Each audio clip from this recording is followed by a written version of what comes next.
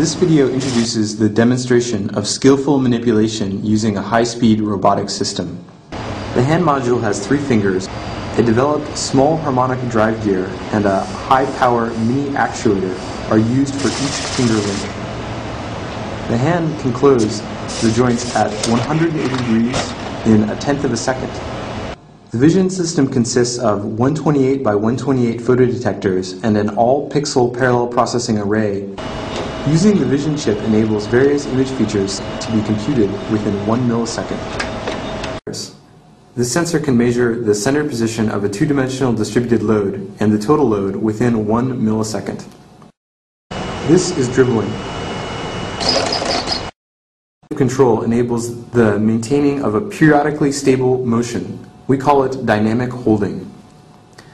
The dribbling period is around 100 milliseconds. This is pen spinning.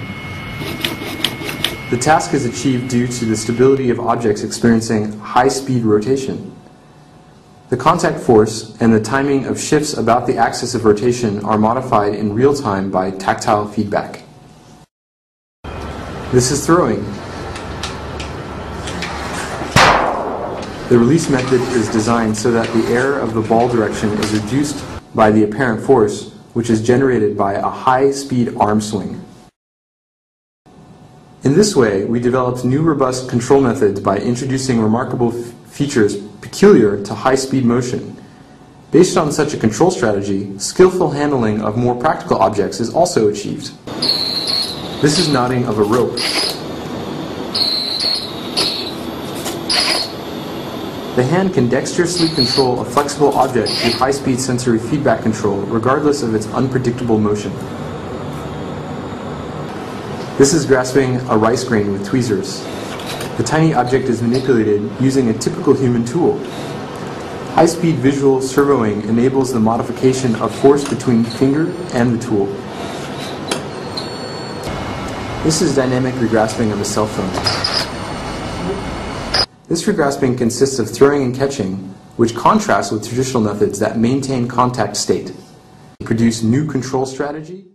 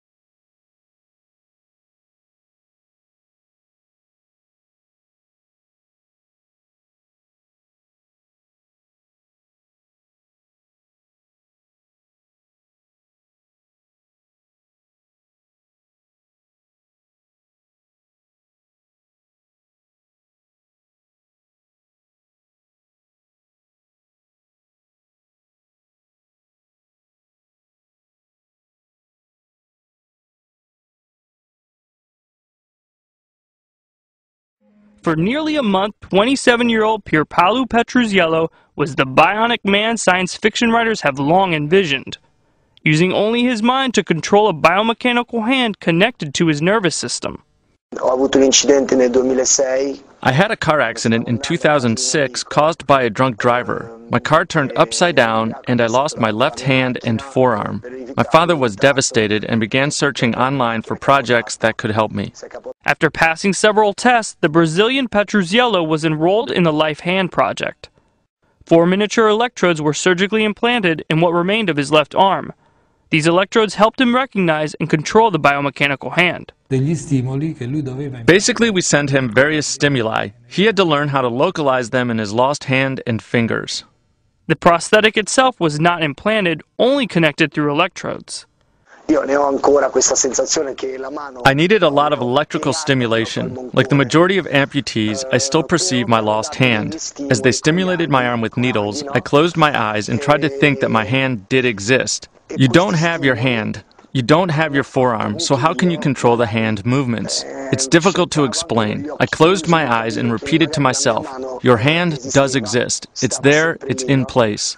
At a mental level, it's very stressing. I needed to concentrate. I needed silence. Then I said to myself, you can wiggle the fingers, you can pinch, you can clench a fist, you can open your hand, you can just do that.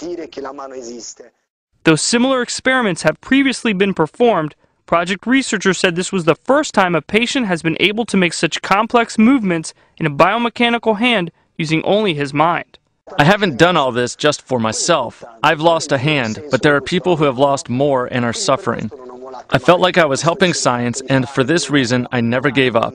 I'm happy now. Their next challenge? Connecting a patient's nervous system and prosthetic limb for years, not just a month.